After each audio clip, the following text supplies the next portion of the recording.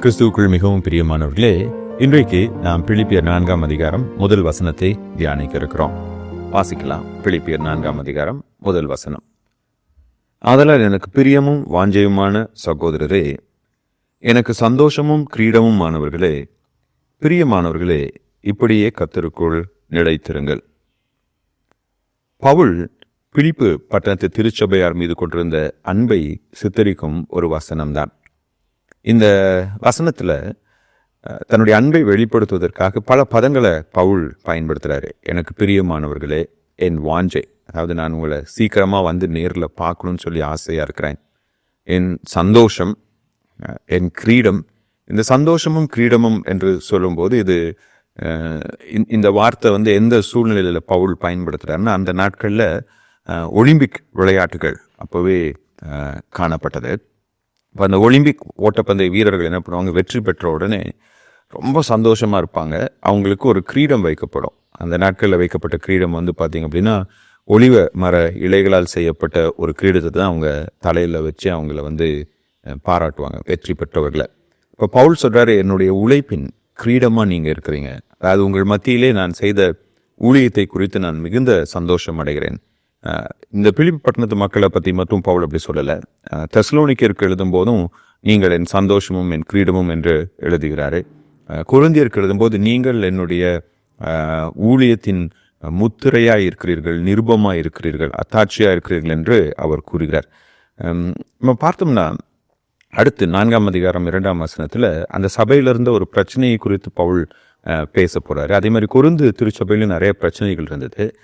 ஆனால் பவுல் அந்த விசுவாசிகளுக்குள்ளாக இருந்த பிரச்சனைகளை அன்போடு கண்டித்த போதும் அந்த விசுவாசிகளோடு தனக்கு இருந்த உறவிலே அவர் மகிழ்ச்சியாய் இருந்தார். எந்த ஒரு உறவிலையும் பிரச்சனைகள் வந்துட்டு போகும், ஆனால் அந்த உறவை நம்ம விட்டு கொடுக்கக்கூடாது. அதை தான் பவுல் இங்கே நமக்கு காண்பிக்கிறார். இதிலிருந்து நம்ம கற்றுக்கொள்ளக்கூடிய 2 காரியங்கள். ஒன்று, நாம் நேசிக்கிறவர்களிடத்துல நம்முடைய அன்பை நாம் வெளிப்படுத்துகிறவர்களாக இருக்க வேண்டும். இன்னைக்கு நிறைய பேர் கணவனால் நேசிக்கப்படாதவளாக மனைவி உணர்கிறாள், மனைவியால் நேசிக்கப்படாதவனாக கணவன் உணர்கிறான். அதே மாதிரி பிள்ளைகளால் நேசிக்கப்படாதவர்களாக பெற்றோர்களோ, பெற்றோரால் நேசிக்கப்படாதவர்களாக பிள்ளைகளோ. சபையில் கூட பார்த்தீங்கன்னா நிறைய நேரத்தில் இந்த சபையில் நான் அவ்வளோ முக்கியம் கிடையாது, என் மேலே யாருமே அன்பு செலுத்துறது கிடையாது என்று பலரும் தாங்கள் பிறரால் நேசிக்கப்படாதவர்களாக உணர்கிறார்கள். அதுக்கு காரணம் என்ன அப்படின்னா, நாம் அவர்களிடத்திலே அவர்கள் மீது நாம் வைத்திருக்கிற அன்பை, இல்லை அவர்களுக்கும் நமக்கும் இருக்கின்ற உறவை வார்த்தைகளின் மூலமாக, செயல்களின் மூலமாக உறுதி செய்து கொள்ளவில்லை. ஆனால் பவுல் இங்கே வார்த்தைகளின் மூலமாகவும், அதே மாதிரி உங்களை நான் சீக்கிரம் பார்ப்பேன் அப்படின்னு தன்னுடைய செயலின் மூலமாகவும் தனக்கும் பிலிப்பிற்கும் இருந்த அந்த உறவிலே தன்னுடைய அன்பை வெளிப்படுத்துகிறவராக இருக்கிறார். இது பவுலுடைய ஒரு குணாதிசயம் மட்டுமில்லை, இதை அவர் கடவுளிடத்திலிருந்து பெற்றுக்கொண்டார். தேவன் நம்மை நேசிக்கிறார், கடவுள் நம்மை நேசிக்கிறார். எப்படி நம்ம தெரிஞ்சுக்கலாம்?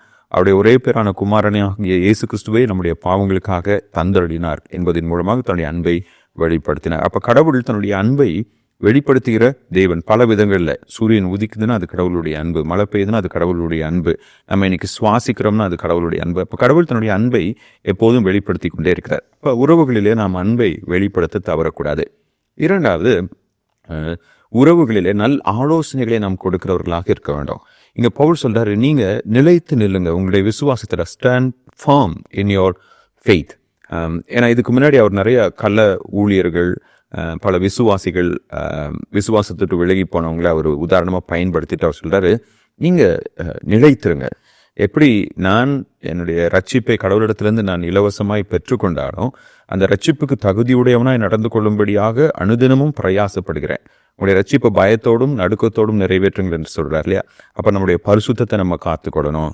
நம்ம கடவுளுடைய பிள்ளைகள் என்பதை உணர்ந்து கடவுளுக்கு பிரியமானவர்களாய் நாம் நடந்து கொள்ள வேண்டும். கர்த்தருடைய வார்த்தைகளை நாம் கை கொள்ள வேண்டும். அப்போ நமக்கு பிரியமானவங்களுக்கு கொடுக்க வேண்டிய சரியான ஆலோசனைகளை சரியான நேரத்தில் நம்ம கொடுக்கணும்.